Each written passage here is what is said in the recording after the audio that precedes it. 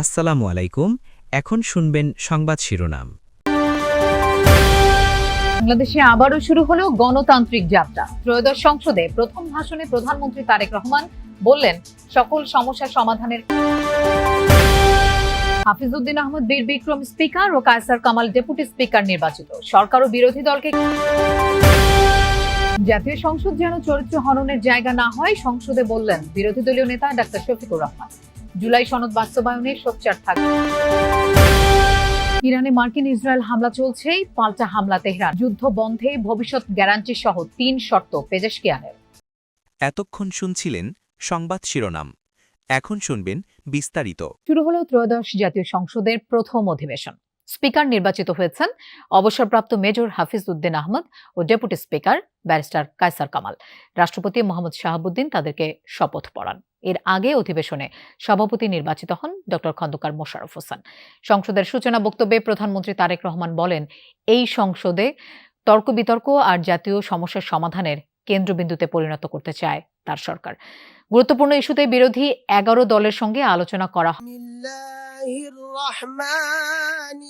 বাংলাদেশের গণতান্ত্রিক পথ চলার এক নতুন অধ্যায়ের সূচনা। মাননীয় সংসদ সদস্যদের মধ্যে হতে একজন সভাপতিত্ব। ত্রয়োদশ জাতীয় সংসদের প্রথম অধিবেশন শুরু হয় বেলা 11টায়। বিসমিল্লাহির রহমানির রহিম।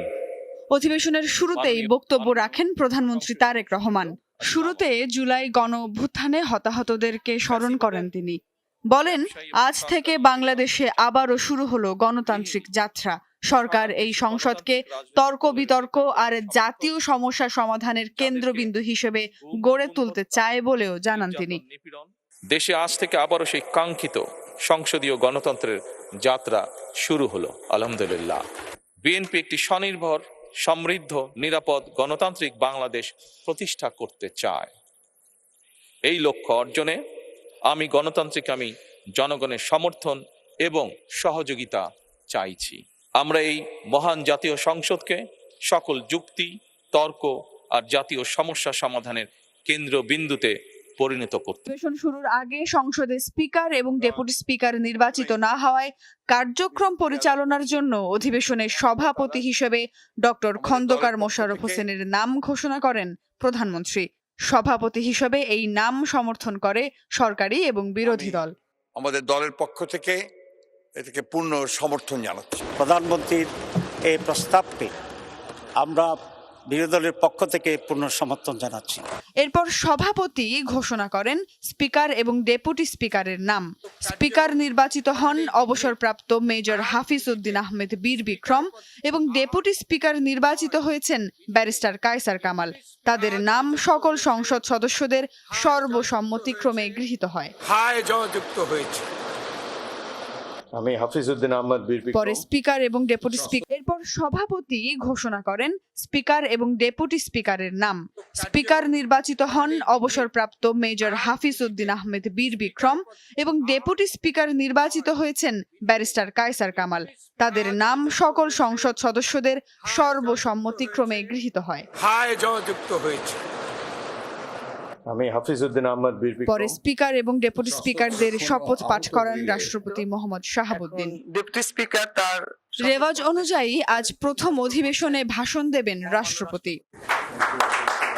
দর্শক, ত্রয়োদশ জাতীয় সংসদের প্রথম অধিবেশন চলছে, আমরা সরাসরি চলে যাচ্ছি। ইসলাম অমিত 87 যশোর 3 মাননীয় প্রতিমন্ত্রী বিদ্যুৎ, জ্বালানি ও খনিজ সম্পদ মন্ত্রণালয়কে বক্তব্য রাখার জন্য আহ্বান করছি। মাধ্যমে মহান জাতীয় সংসদে উপস্থিত মাননীয় সংসদ নেতা,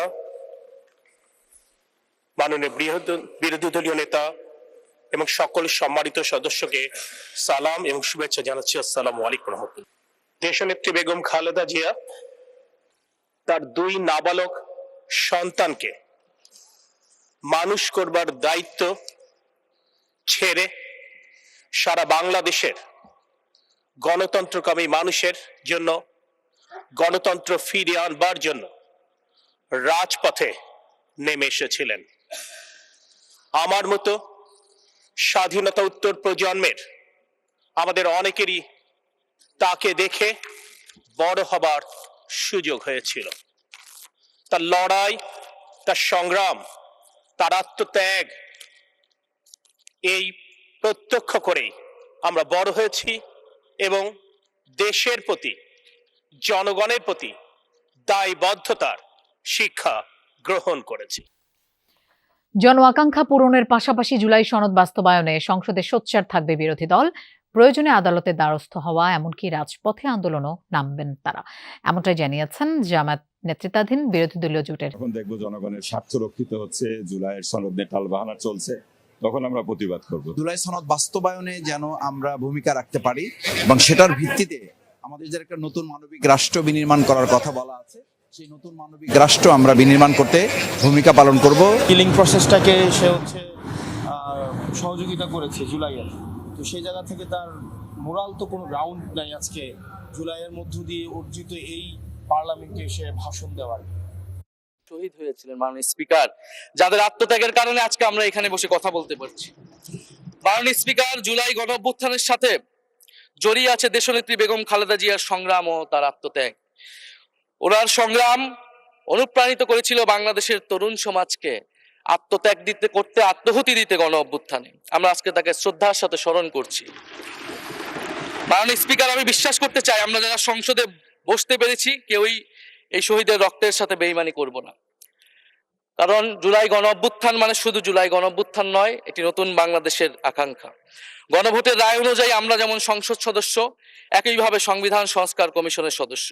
আমাদের সরকারি দলের বন্ধুরা অবিলম্বে সংবিধান সংস্কার কমিশনের সদস্য হিসেবে শপথ নেবেন বলেই আমরা বিশ্বাস করি। জাতীয় সংসদের প্রথম অধিবেশনে কথা বলছেন এনসিপির আহ্বায়ক নাহিদ ইসলাম। আমরা সরাসরি সেখানে ছিলাম।